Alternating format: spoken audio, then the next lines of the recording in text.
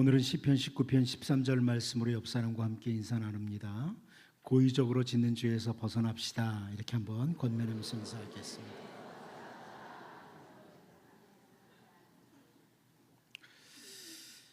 도무지 고치지 못할 것으로 생각했던 나병을 가졌던 나아만이 철저하게 하나님의 은혜로 고침을 받고 이스라엘의 하나님만이 진짜 신이다, 이런 고백을 했던 나아만이지만, 이 나아만은 하나님의 말씀을 배우지도 못하고 하나님의 말씀을 잘 알지도 못하는 이방 나라의 장군인지라, 오늘 본문을 통해서 우리가 보면 그가 하는 말들, 그의 행동들을 통해서 참 하나님을 올바로 알지 못한다, 이런 것들을 발견하게 됩니다. 하나님을 잘 모른다, 올바로 알지 못한다. 우리는 사도 바울이 그 아테네에서 각종 우상들이 아테네에 꽉 차 있는 모습을 본 후에 사도행전 17장 30절에서 이렇게 표현을 하죠. 알지 못하던 시대에는 하나님이 간과하셨거니와 이제는 어디든지 사람에게 다 명하사 회개하라 하셨으니, 이런 선포를 합니다. 그 아테네에 바울 사도가 가보니까 정말 각종 우상들이 다 있는데, 그 가운데 어떤 우상은 알지 못하는 신에게 이렇게까지 적어놨다는 거예요. 이 신이 도대체 누군지 모르지만 이 신이라면 우리를 좀 어떻게 해주시고 우리가 섬기겠다는 거죠. 이런 글을 단에다가 싹 기록하고 섬기는 사람들, 이런 우상 숭배하는 사람들을 바라보면서 하나님께서 알지 못하던 시대에는 간과하셨다, 그러나 이제는 하나님께로 돌아오라, 이런 바울의 선포입니다.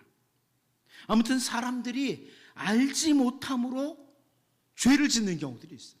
알지 못해서. 예수님께서도 요한복음 16장 2절 3절에서 사람들이 너희를 출교할 뿐 아니라 때가 이르면 물은 너희를 죽이는 자가 생각하기를 이것이 하나님을 섬기는 일이라 하리라. 그들이 이런 일을 할 것은 아버지와 나를 알지 못함이라, 이런 표현을 합니다. 주님의 백성들을 출교시키고 핍박을 하고 죽이고 이렇게 하면서 자기들 속으로는 이거 우리가 하나님 잘 섬기는 길이야, 이렇게 말을 한다는 거예요. 알지 못함으로 짓는 죄, 알지 못하고 범하는 죄, 이것을 설명하죠. 여러분, 내가 몰라서 그랬다, 알지 못하고 짓는 죄는 괜찮다, 이런 말씀은 성경 어느 곳에도 없습니다. 알지 못해서 짓는 죄는 괜찮다, 이런 것은 성경에 없습니다. 출애굽기 5장 2절 말씀을 보면 바로가 이르되 여호와가 누구이기에 내가 그의 목소리를 듣고 이스라엘을 보내겠느냐? 나는 여호와를 알지 못하니 이스라엘을 보내지 아니하리라, 이런 표현을 바로가 합니다. 애굽의 바로가 이스라엘의 하나님 여호와를 전혀 몰랐다, 이런 말이 아니죠. 바로가 이스라엘이 섬기는 신은 여호와야, 이건 알아요. 그런데 그 이스라엘이 섬기는 하나님 여호와가 이 세상을 창조하셨고 이 세상을 통치하시는 분이시다, 이걸 알지 못하는 거죠. 만일 바로가 그걸 알았더라면 이스라엘 백성들 바로 내보냈을 거예요. 자기네에게 그렇게 10가지 재앙이 임한 후에나 겨우 억지로 내보내는 게 아니라 10가지 재앙이 있기 전에도 하나님이 그렇게 하셨다면 바로 해야지 하고 그런 죄는 범하지 않았겠죠. 여러분, 하나님을 잘 모르는 것이 복이 아니고요, 하나님을 올바로 알고 살아가는 것이 복입니다. 하나님을 모르는 게 복이 아니에요. 하나님을 잘 아는 것이 오히려 복이에요. 선지자 호세아가 호세아 4장 6절에서 이런 경고를 했습니다. 내 백성이 지식이 없음으로 망하는도다. 네가 지식을 버렸으니 나도 너를 버려 내 제사장이 되지 못하게 할 것이요 네가 네 하나님의 율법을 잊었으니 나도 네 자녀들을 잊어버리리라, 이런 표현을 합니다. 내 백성이 지식이 없다. 여기 지식이라는 단어는요, 하나님을 아는 지식을 말해요. 하나님의 말씀을 아는 지식, 이것을 가리키는 겁니다. 내 백성이 하나님을 몰라서, 하나님의 말씀을 몰라서 망한다. 이게 선지자 호세아의 경고죠. 그래서 호세아 선지자가 호세아 6장 3절에서 이런 강조를 합니다. 그러므로 우리가 여호와를 알자. 힘써 여호와를 알자. 그의 나타나심은 새벽빛같이 어김없나니 비와 같이 땅을 적시는 늦은 비와 같이 우리에게 임하시리라 하니라. 하나님을 힘써 알 때 결국 우리에게 유익이라는 거예요. 하나님을 힘써 알 때. 여러분, 다니엘서의 11장 32절 말씀도 보면은 이런 말씀이 있습니다. 그가 또 언약을 배반하고 악행하는 자를 속임수로 타락시킬 것이나 오직 자기의 하나님을 아는 백성은 강하여 용맹을 떨치리라. 여러분, 이 여기 그가는 누구냐면 그 역사 가운데 헬라 제국의 안디오쿠스 에피파네스를 가리킵니다.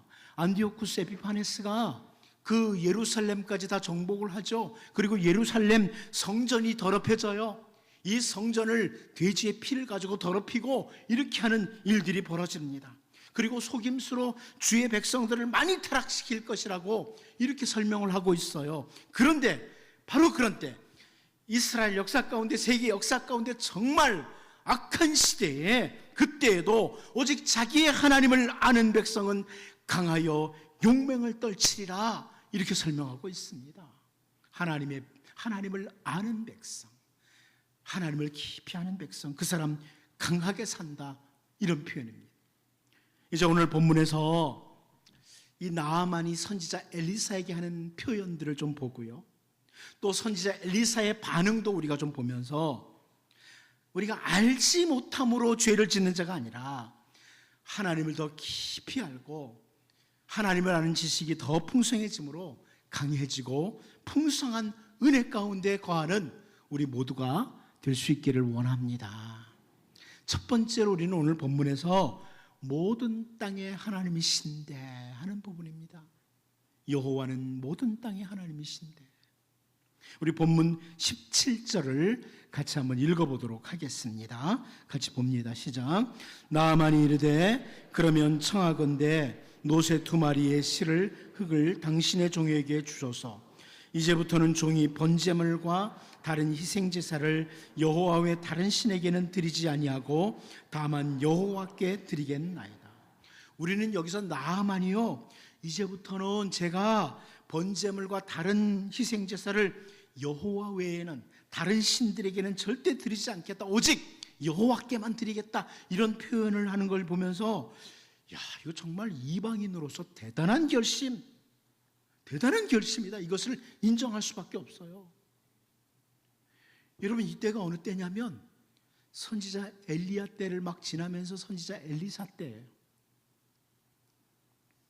이때 이스라엘 백성들 어땠어요? 그동안 하나님의 은혜로 살아왔던 백성들이, 하나님의 특별한 소유요, 하나님의 특별한 백성들이라고 불리우는 이스라엘 백성들이 하나님 외에 다른 우상들 앞에 절을 하고 거기다가 제물을 드리고, 이런 시대가 바로 선지자 엘리야 때와 선지자 엘리사 때예요. 그런데 바로 그런 때에 이방 나라의 장군이었던 나아만이 오직 여호와 하나님께만 번제물과 희생제물을 드리겠다, 이거 정말 대단한 결심입니다. 그 부분을 인정해야만 되죠. 대단한 결심이에요. 그런데 우리가 17절 앞부분을 그 나아만이 선지자 엘리사에게 요청하는 것을 놓칠 수가 없어요. 나아만이 그럽니다. 노새 2마리의 실을 흙을 당신의 종에게 주소서. 이 부분을 놓칠 수가 없습니다. 선지자 엘리사가 그 나아만이 왔을 때 요단강에 가서 7번 씻어라, 이렇게 말을 했을 때 요단강? 아니 도대체 요단강물이 도대체 뭔데? 내가 사는 다메섹강 아바나와가 바르발은 이스라엘의 모든 강물보다 더 좋다, 이렇게 반응을 했었어요.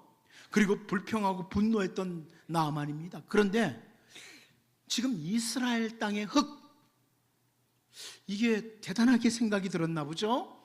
요단 강물도 대단하고 이스라엘 땅의 흙도 대단하고 생각했던지 이스라엘 땅의 흙을 노새에 싣고 가서 그것으로 제단을 만들든지 무엇을 하든지 준비해 놓고 거기서 번제물, 다른 제사를 드리겠다는 이런 표현입니다. 흙을 가지고 와서 그 흙으로 이렇게 만들어 놓고 내가 이스라엘 땅에서 가져온 그 바로 그 땅, 그 흙을 가지고 놓고 하나님께만 제물을 드리겠다. 우리가 사실 앞부분을 살펴볼 때 가볍게 지나갔습니다만 나아만이 15절에서 그래요. 내가 이제 이스라엘 외에는 온 천하에 신이 없는 줄을 아나이다. 이런 표현을 했습니다. 한편으로는 하나님 고백이에요. 다른 땅에 하나님 없다. 그런데 이게 나아만이 오해를 하고 있는 부분이 있는 거예요. 하나님께서 이스라엘 땅에만 갇혀 계시는 분으로 오해를 하고 있는 거죠. 여호와 하나님은 이스라엘 땅에만 계시는 하나님, 이렇게 말입니다. 만일 나아만이 이스라엘의 하나님은 모든 땅의 하나님이시다 이것을 알았더라면 자기가 살고 있는 나라 아람이라는 나라도 역시 하나님의 통치 영역 아래 있다는 것을 알았더라면 굳이 선지자 엘리사에게 이스라엘 땅의 흙을 가져다가 이런 요청을 하지는 않았겠죠. 그런데 여러분, 그 열왕기서를 처음 대하게 되는 사람들이 바벨론 포로지에 있는 이스라엘 백성들이잖아요. 포로지에 끌려갔던 그들. 바벨론 땅, 페르시아 땅에서 열왕기서를 읽으면서 그들 가운데 마치 자기들이 포로로 끌려온 땅 바벨론, 페르시아 땅에는 하나님이 안 계신 것처럼, 하나님은 마치 저기 이스라엘 그 땅에만 계신 것처럼 오해하는 사람들이 있었어요. 아니 오늘 우리들 가운데 우리도 모르는 사이에 우리의 생각 속에 마치 하나님은 이 예배당 안에만 계시는 분으로 오해할 수 있습니다. 예배당 안에만 계시는 분. 우리 하나님은 내가 일하는 그 일터에도 계시고요, 가족들과 대화를 나누는 그 자리에도 우리 하나님 함께 계십니다. 이곳이 하나님의 영역이라, 이 인식이 참 중요한 거죠. 그렇게 살면 하나님을 모든 땅의 하나님이라는 것을 분명히 인식하고 살면 우리가 잘 알고 있는 코람데오, 우리의 삶은 하나님 면전에서의 삶이 계속될 것입니다. 오늘 본문에서 모든 땅의 하나님이심을 모르던 나아만, 이스라엘 땅의 흙을 싣고 가려고 했던 그 나아만의 모습을 통해서 우리를 돌아보고 우리는 언제나 어디서나 하나님 앞에 있다, 하나님 앞에 있다, 하나님 면전에서의 삶을 살아가는 정말 복 있는 주의 백성들로 살 수 있기를 원합니다. 두 번째로 저는 오늘 본문을 보면서 이 나아만이 10계명이라도 알았더라면 하는 아쉬움을 찾습니다. 10계명이라도 알았더라면. 우리 본문 18절을 같이 한번 읽어보도록 하겠습니다. 같이 봅니다. 시작. 오직 한 가지 일이 있사오니 여호와께서 당신의 종을 용서하시기를 원하나이다. 곧 내 주인께서 림몬의 신당에 들어가 거기서 경배하며 그가 내 손을 의지하심에 내가 림몬의 신당에서 몸을 굽히오니 내가 림몬의 신당에서 몸을 굽힐 때에 여호와께서 이 일에 대하여 당신의 종을 용서하시기를 원하나이다 하니. 이제 지금 나아만이 고국으로 돌아가려고 딱 했더니 나아만 그 앞에 현실적인 정말 심각한 난제가 있는 거예요. 눈앞에 있는 현실적인 문제. 하나님은 고백했지만 현실적인 문제가 있는 겁니다. 자기의 나라에 돌아가면 왕이 림몬의 신당에 들어가서 절을 한다. 그리고 림몬의 신당에 가서 절을 할 때 자기가 부축해드린다. 그러다 보니까 왕이 절을 할 때 자기도 이렇게 숙여야 된다는 거예요. 이거 용서해달라는 이런 요청을 합니다. 현실적인 문제죠. 실제적인 문제예요. 제가 지난주에도 말씀드렸지만 림몬의 신당은 아람을 비롯해서 고대 근동지방의 많은 사람들이 섬겼던 신입니다. 하닷이라고 하는 신이에요. 하닷의 신당을 림몬의 신당이라고 합니다. 그러니까 제가 그때도 말씀드렸어요. 지난주에도 아람의 왕들을 벤 하닷이라고 한다고, 하닷의 아들이라고 한다고, 애굽의 왕을 파라오라고 부르듯이 태양신의 아들이라고 부르는 것처럼 아람의 왕들은 벤 하닷의 아들이다, 하닷신의 아들이다. 그래서 마치 왕을 신격화시키려고 이렇게 고대 사람들이 그렇게 했거든요. 그런데 이 하닷신을 섬기는 림몬 땅에서 왕이 그렇게 한다는 거예요. 현실적인 문제가 있다. 그러니까 내가 고개를 숙일지라도 마음은 아닙니다. 기계적으로 움직이는 겁니다. 그러니까 용서해 주십시오. 이런 표현이에요.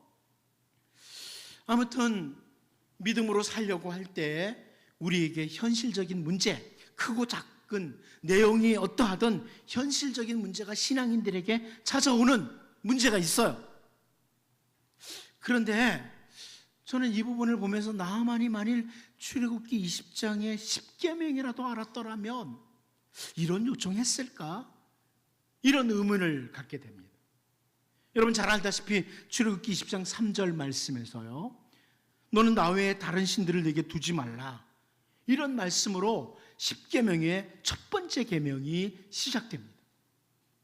그리고 이어서 출애굽기 20장 4절 5절을 보면 너를 위하여 새긴 우상을 만들지 말고 또 위로 하늘에 있는 것이나 아래로 땅에 있는 것이나 땅 아래 물속에 있는 것의 어떤 형상도 만들지 말며 그것들에게 절하지 말며 그것들을 섬기지 말라. 나 네 하나님 여호와는 질투하는 하나님인즉 나를 미워하는 자의 죄를 갚되 아버지로부터 아들에게로 3, 4대까지 이르게 하거니와, 이렇게 쭉 설명을 하고 있습니다.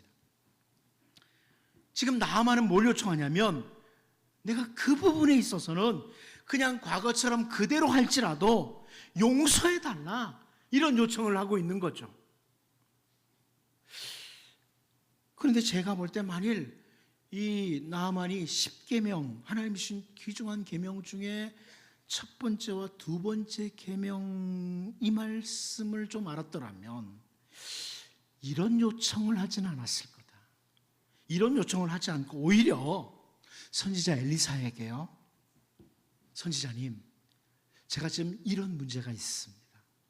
이런 죄에서 벗어날 수 있는 길을 좀 알려주십시오. 이런 요청을 하는 게 정상적이죠. 제가 현실적으로 이런 문제가 있습니다. 딱 고국에 돌아가면 당장 이런 상황이 되는데 저에게 여기서 벗어날 수 있는 길을 좀 알려주십시오. 선지자 엘리사에게 물을 수 있죠. 혹은 내가 정말 신앙의 이런 큰 어려움, 현실적인 어려움에서 제가 정말 이제 하나님 제대로 만났으니까요, 하나님 어떤 분인지 알았으니까 이길 수 있도록 기도 좀 해주십시오. 이런 요청을 하지 않겠습니까? 선지자님, 저를 위해서 특별히 기도가 필요합니다. 내가 이런 어려움이 앞에 있는데 여기서 신앙으로 이길 수 있도록 기도해 주십시오. 이런 요청을 하겠죠. 여러분, 에바브로디도를 통해서 복음을 듣고 예수님을 믿게 된 사람들이 히에라볼리 골짜기에 그 세 교회가 있습니다. 그 중에 하나가 골로새 교회. 히에라볼리 골짜기에 이제 세 지역이 있고 그쪽에 가서 에바브로디도가 이제 복음을 전했고 예수님을 믿게 됐는데, 그 바울 사도가 골로새서를 쓰면서요, 그 에바브로디도를 통해서 전도된 그 골로새 교회를 위해서 골로새서를 쓰면서 골로새서 1장 9절 10절에서 이런 표현합니다. 이로써 우리도 듣던 날부터 너희를 위하여 기도하기를 그치지 아니하고 구하노니 너희로 하여금 모든 신령한 지혜와 총명에 하나님의 뜻을 아는 것으로 채우게 하시고 주께 합당하게 행하여 범사에 기쁘시게 하고 모든 선한 일에 열매를 맺게 하시며 하나님을 아는 것에 잘하게 하시고. 골로새 교회 성도들에게 어떤 것이 찾아왔냐면 이제 간 믿기 시작했는데요, 골로새서 2장 내용을 보면 여러 가지 옳지 않은 주장들이 막 들려온 거예요. 예수 믿어? 근데 이렇게 해야 돼. 야, 그래도 하나님 성교도 이렇게 살아야 된다 하면서 유혹이 막 찾아온 거예요. 그래서 바울 사도가 너희들이 아무리 이제 갓 믿기 시작한 사람이라고 할지라도 내가 너희들을 위해서 간절히 기도하는 것이 있다. 너희들이 하나님의 뜻을 알고 하나님을 아는 것으로 가득 채워지기를 기도한다. 너희들이 예수님을 만났다고 한 그날부터 내가 기도 시작한 것, 너희들이 하나님을 깊이 알기를 원한다. 이렇게 기도를 한다고 합니다. 여러분, 오늘 본문에서 나하만이 고국으로 돌아가려고 하면서 현실적인 신앙의 문제, 딱 걸리는 문제가 있으니까 그 죄에서 벗어나려고 하는 자세보다는 선지자님, 제가 하고 싶어서 하는 것 아니니까, 기계적으로 움직이는 거니까 용서해달라고 요청하는 것을 보면서 사실 우리를 돌아봐야 돼요. 여러분, 바울 사도가 에베소서 4장 28절에서 이런 권면을 하죠. 도둑질하는 자는 다시 도둑질하지 말고 돌이켜 가난한 자에게 구제할 수 있도록 자기 손으로 수고하여 선한 일을 하라. 약간 극단적인 예지만요, 우리를 위해서 이 땅에 오시고 우리의 모든 죄를 다 대신 지시고 십자가에서 죽으신 예수 그리스도를 통해서 우리가 하나님의 자녀가 되었습니다. 하나님의 자녀가 된 우리들은요, 내가 과거에 도둑놈이었으니까 나는 그냥 하고 싶지 않아도 자동스럽게 도둑질 한다고. 그런데 마음은 아닙니다. 기계적으로만 도둑질 할 뿐이니까 용서해 주십시오. 이게 아니라는 거예요. 그런 게 아니라는 거예요. 여러분, 과거에 예수님을 만나기 전에 하나님의 자녀로서 하나님을 올바로 알기 전에 잘못 살았던 삶이 있어요. 그런데 하나님을 알고 나면, 말씀을 알고 나면 잘못된 삶은 고쳐야 되는 것이죠. 나는 이거 마음은 원하지 않지만 어쩔 수 없어요. 기계적으로 해요. 용서해 주세요. 이게 아니라는 거예요. 변화를 가져와야 된다는 거예요. 우리는 그것을 신학적으로 성화라고 해요. 거룩한 변화를 가져와야 되는 거예요. 날마다 변화돼야 되죠. 나는 과거에도 이랬고 이거 어쩔 수 없이 할 수밖에 없거든요. 단지 용서해 주세요. 이게 아니라는 거죠. 여러분, 여러분의 삶이 날마다 변화되셔야 됩니다. 하나님의 자녀들은 날마다 변화되어야 되는 거죠. 나만이 현실적인 문제를 놓고 요청하는 내용을 보면서 우리의 현실적인 신앙과 삶의 문제에서 하나님의 말씀을 따라 정말 변화되고 승리하는 우리 모두가 될 수 있기를 원합니다. 마지막 한 가지 더 봅니다. 하나님께서 허용하신다고 해서 하는 겁니다. 허용한다고, 이 부분입니다. 우리 19절 같이 한번 읽어봅니다. 같이 봅니다. 시작. 엘리사가 이르되 너는 평안히 가라 하니라. 그가 엘리사를 떠나 조금 가니라. 아멘. 이 선지자 엘리사가 현실적이고 신앙적인 나만의 갈등에 대해서 아무런 언급이 없어요. 그리고 너는 평안히 가라. 이거 무슨 의미냐면 샬롬입니다. 샬롬, 히브리 사람들의 인사말이에요. 우리로 따지면 예를 들어 여러분이 저를 찾아와서 목사님, 제가 이런 죄를 질 수밖에 없거든요. 용서해 주세요. 용서해 달라고 기도해 주세요.